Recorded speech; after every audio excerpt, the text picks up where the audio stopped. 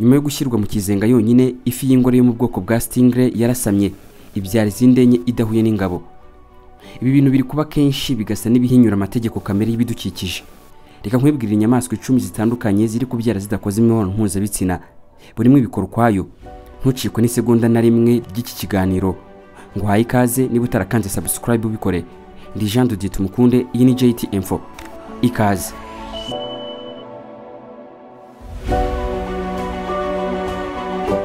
Ku mwanya wa mbere kaduhere kuri iyo fi y'ingore ya stingray yitwa Charlotte. Mu kwezi kwa kabiri 2024 ifi y'ingore ya stingray yitwa Charlotte yatwitiye mu cyanya gito cy'amazi yashyizwemo ahitwa Hendersonville muri leta ya Carolina y'Amajyaruguru muri Amerika, nubwo bwose ifite yaregeranye n'ingabo mu myaka irenga 8. Uko Charlotte yasamye udufi duto tune two mu bwoko bwayo byashyize mu ihurizo abahanga muri siyansi bo mu kigo Team Eco Aquarium and Shark Lab. Abahanga muri siyansi bibaza ko gutwita kw'iyifi kwaba kwaravuye ku bintu bidasanzwe bibaho gake cyane byitwa parthenogenesis.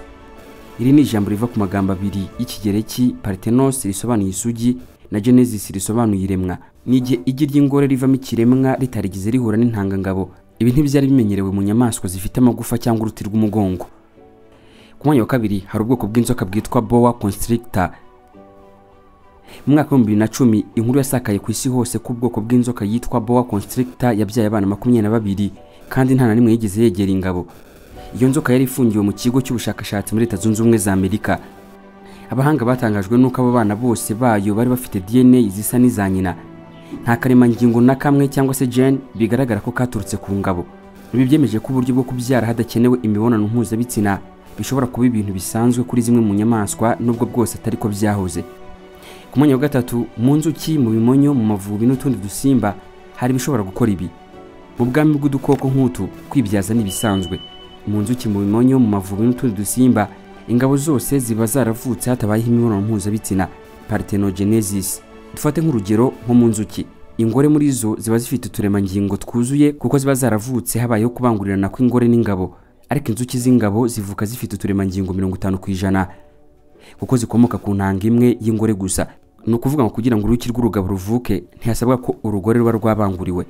Akandi kantu kwiye kumenya nuko uruki rw'urugore aba ari umwamikazi akaba n'umukozi, mu gihe urugabo nta kindi rumara usibye kubangurira urugore, urugabo rugahita rwipfira. Urugabo ntirukora ubuki, ntirurinda ibyana by'inzuki biba bitaravuka, nta rubori rugira, nta n'ikindi rumaze usibye kubangurira.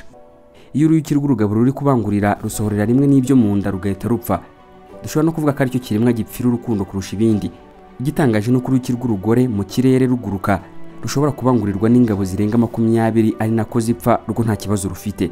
Iyo rutabanguriye urugore bituma urugore rwibyaza inzuki z'ingabo gusa.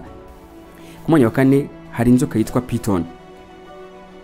Mu bwoko bw'inzoka piton naho ubushakashatsi bwagaragaje parthenogenesis. Ibi byagaragaye mu kigo cy'inyamaswa cyitwa Louisville Zoo muri Kentucky, aho piton yabyaye abana 6 nta ngabo n'imwe yigeze ihura nayo. Icyo gihe nabwo abana bose basaga na nyina, cyane cyane mu turemangingo cyangwa se genetics. Gatanu hari n'inzoka yitwa dragon. Iyi ngiyi irazwi cyane, yitwa Komodo dragon, akaba ari inzoka yatunguye benshi. Komodo dragon ni inzoka nini cyane iboneka mu birwa bya Indonesia. Ni inyamaswa isanzwe izwiho gukoresha uburyo bwose bwo kubyara idakoze imibonano mpuzabitsina. Mu mwaka wa 2006 mu rwuri rw'i London, Komodo dragon ebyiri zitandukanye zibarutse abana benshi nta na rimwe ingabo zigeze zihura nazo.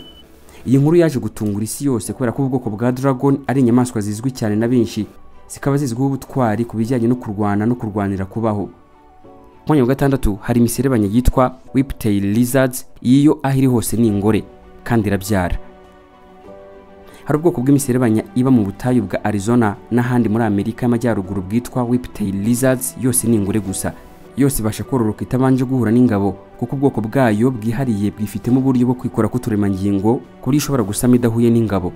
Ibitangaje kuri iyi miserebanya, igihe kiragera imwe muri yo igatangira kugira imyitwarire nk'iy'ingabo, igatangira kugitesha umutwe migenzi yayo, ibigatuma migenzi yayo ijya mu bihe by'uburumbuke. Ariko nanone kirushaho gutangaza nuko nta nimwe ihuza ibitsina n'indi. N'ubuzima butangaje buri mu siyansi isaba kuzatekerezwaho byimbitse. Mu mwanya wa 7 hari bonnet head shark. Ni ifi y'icyamamare nayo yabyaye ari isugi. Mu 2007 mu kigo cyitwa Henry Doorly Zoo muri Nebraska, bonnet head shark Iyi fi yitwa gutyo kubera umutwe wayo wihariye umeze nk'ingofero. Yabyaye ari isugi. Nta ngabo yari yayigize kuba mu mazi yabagamo, nyamara yabashije kubyara akana gafite DNA cyangwa se ADN yayo. Abashakashatsi batangajwe nuko ibyo batatekerezaga bishoboka no ku nyamaswa zo mu mazi, by'umwihariko nk'amafi nk'aya ngaya manini afite uburebure n'imbaraga. Ku mwanya wa 8 hari zebra shark. Zebra shark nayo yagaragaje ubushobozi bwo kubyara nta ngabo. Ishobora guhaka igi ribanguriye ku buryo ribyimba mu nda bikagaragara kandi itarahuye n'ingabo.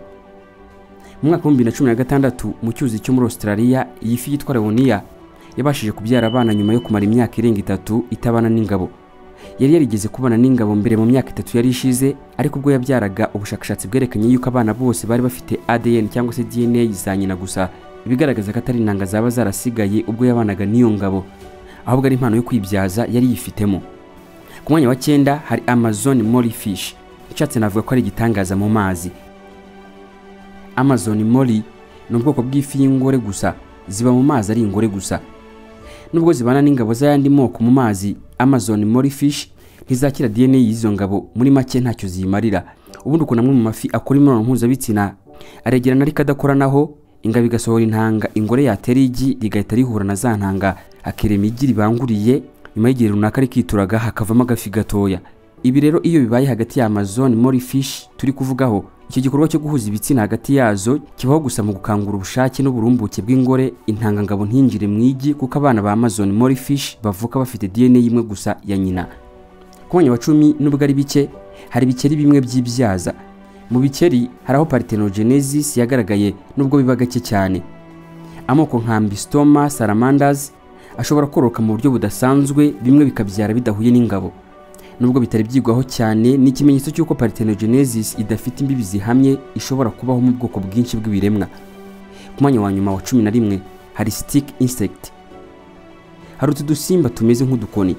Stick insects cyangwa se udukoko tumeze nk'amashami twagaragaje ko dushobora kubyara tudahuye n'utugabo. Ibi bibaho cyane cyane mu gihe twakuwe mu gasozi tugashyirwa ahantu mu cyanya, ahantu nk'ahangaha ikizenga hihariye hazwi nka terrarium twonyine, birangira tubyaye. Ibi bigaragaza ko dufite kamere ishobora guhinduka bitewe n'ihindagurika ryaho tuba.